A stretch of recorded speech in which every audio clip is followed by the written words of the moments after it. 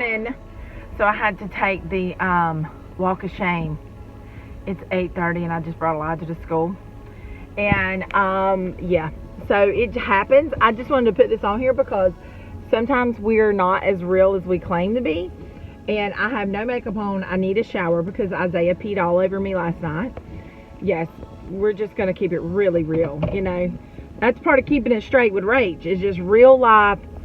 Blah! So we got here. It's dreary. He had crazy Tacky Christmas sweater day that he told me he was not going to participate in. And then when I woke up late at 7:30, which would have been plenty of time to still get him here, he decided he did want to participate. So yay me. So anyways, we got him here at 8:30. I have learned a little lesson from raising Olivia, and I have tried not to put too much stress and emphasis. I try to be a very punctual person. After you have 3 kids, that kind of gets thrown out the window. But I try to put emphasis on being punctual because it matters to the whole. But I almost did that to a fault with Olivia when she was little. And I told her, I basically was so rigid about being on time that she was always anxious that she was going to be late, as if like there was going to be a punishment, or there was like she was a failure of some sort because she was late. But let's just be real. Crap happens. Life happens, you know. Isaiah peed on me at 3 o'clock this morning, and then we had to get up and fight with that, and then the dog was in and out, and so it was just a horrible night of lack of sleep. And I laid down at like 6, I can't remember, right around 6, and was like, okay, you know what, we'll sleep until 7 because his granny was going to give me a ride, and woke up at 7:30, and she has to leave at 7:30. So anyways, I just wanted to give you that little parenting tip there. It is important to teach the importance of punctuality, but we have to be careful not to drill it in to the point that they feel like they've done something wrong when life happens. Because Olivia is 16 years old, and if she's late, her whole day melts. Like she almost can't function through it because of that. And I feel a lot of that's my fault. But Elijah's not like that, and Isaiah's not like that. So anyways, this is keeping it straight with Rach. Just being real this early. I don't even know what day it is. What day is it?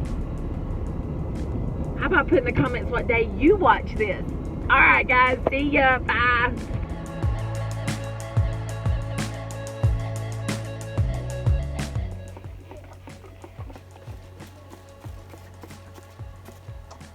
So I am spraying the bed. This is what we do after I cleaned it up real good. We kind of scrubbed it with some soapy water, and kind of try to get the most of this urine out.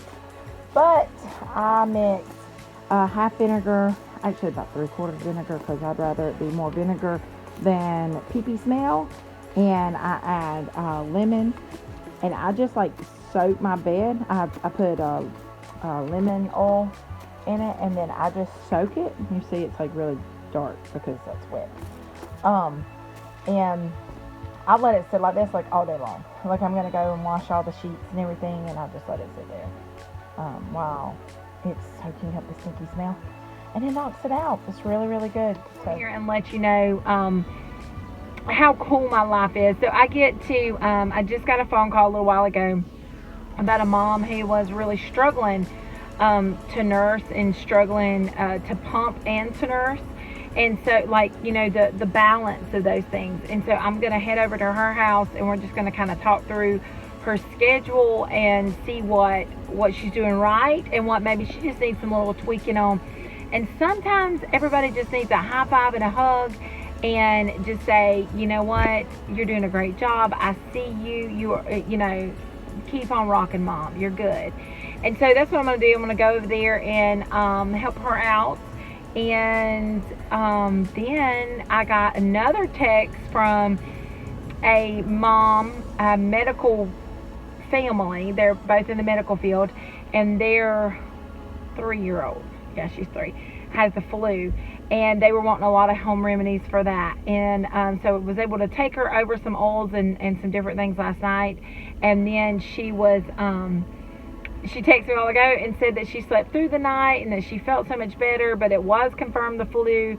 And so, but she was going to look into some of those home remedies. So probably going to have a flu remedy YouTube coming up. So if you are someone who uses all natural remedies, because I'm big on that. I'm big on boosting the body to help fight instead of putting just these medicines and these chemicals in. To a lot of times the chemicals break down the natural I want to say receptors, but they're really like alarms in your body to say, hey, something's wrong, or their natural response. Just like the fever, we do not treat under 102 fever in our house unless it's just absolutely, you know, causing so much pain and they're just over the top. But I definitely do not give them anything for under 101. And there's a reason, because your body's natural response is to elevate its blood temperature to kill viruses and bacteria that are making you sick. So then when we shut that off, first of all, it shuts it off very, just real quick. And then that causes a lot of seizures in children, not because it reduced your fever, but because the high fever to the low temperature went really suddenly, and it triggered that. And so, I would just rather support my children's natural immune system that God created and help them over it with high doses of vitamin C and vitamin D, and give them natural oils to help open up airways and deal with the symptoms of cold and flu. And so, I'm going to put up a cold and flu video. That just confirms it. I want you, though, to throw it down in the comments. I want you to put in the comments what is your favorite, best remedy. Maybe you even remember something as a kid that your grandma did or your mom did when you were a kid that helped you get over it. So put it in the comments and let's talk about it, because there's so much controversy. But you know what? People ask me all the time. They're like, well, what's in that? Well, guess what? You ain't asking the pharmacist what's in that when you're going up there getting a dang Tamiflu, because Tamiflu is a neurotoxin. It shuts down the neurological responses, and it's not tested in little children, but they give it out like it's crazy. So when we just run to the drugstore trying to get a pill or a drink or whatever, you know, a medicine, we don't ever stop and say, oh, I don't know what's in that. Well, guess what? Probably rat poisoning. You know, probably things like antifreeze that you shouldn't even have in your body, but you take because a man with MD or a woman with MD behind your back, behind their name, says you need to take this, that are being paid by a pharmaceutical company to push it. Now, I'm not saying all doctors are cheese balls that are just trying to make a dollar. I'm not saying that. I have one of the best doctors.